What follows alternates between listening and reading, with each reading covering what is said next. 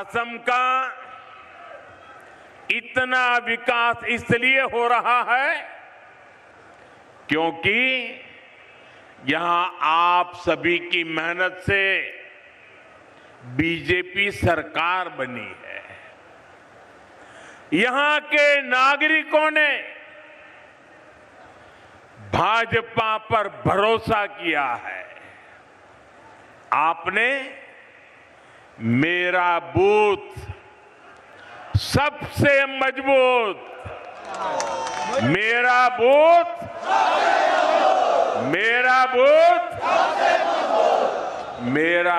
सबसे मजबूत की भावना से बूथ बूथ जाकर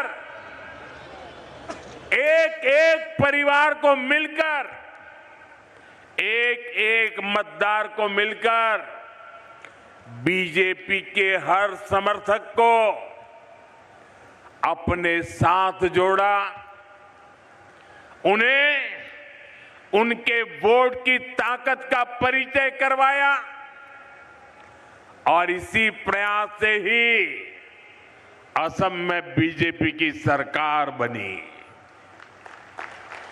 असम के इसी आशीर्वाद के कारण, असम के नागरिकों के वोट के कारण यहां लाखों गरीबों के घर बने, लाखों परिवारों में शौचालय की व्यवस्था हुई, पीने का साफ पानी उनके घर तक पहुंचा।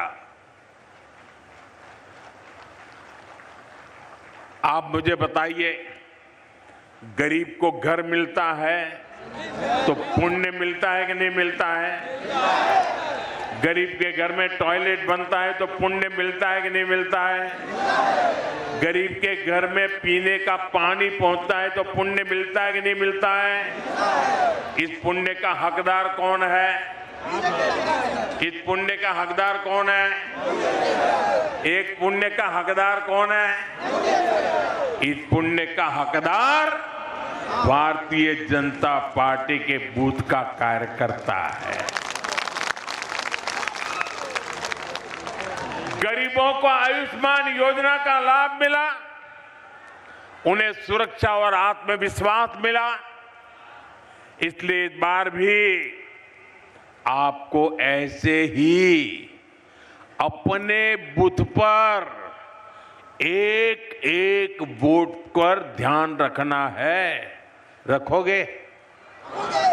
अब और कुछ मत करो, बस पूरी ताकत बूथ में लगा दो। जरूर। आपका बूथ विजयी होगा तो बीजेपी विजयी होगी कि नहीं होगी? आपको विजय पाना है तो कहां पाना है? बूथ में विजय पाना है। साथियों, आज देश को सिर्फ एक और इमरजेंसी लैंडिंग स्ट्रिप नहीं मिली है, ये इस बात का भी प्रमाण है कि नया भारत अपनी सुरक्षा के लिए हर तरह से तैयार हो रहा है। आज का भारत न सिर्फ अपनी सीमाओं को सशक्त कर रहा है, बल्कि देश के दुश्मनों को उनके घर में घुसकर जवाब भी देता है। साथियों, आज ही पुलवामा हमले की बरसी है।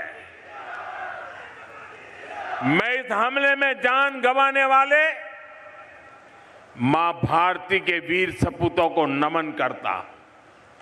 इस आतंकी हमले के बाद भारत ने जिस तरह आतंकियों को सजा दी, वो पूरी दुनिया ने देखा है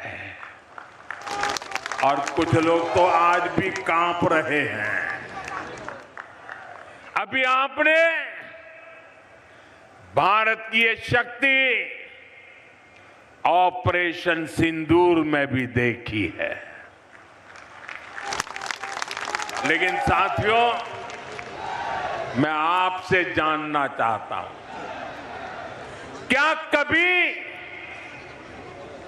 कांग्रेस से हम देश हित के लिए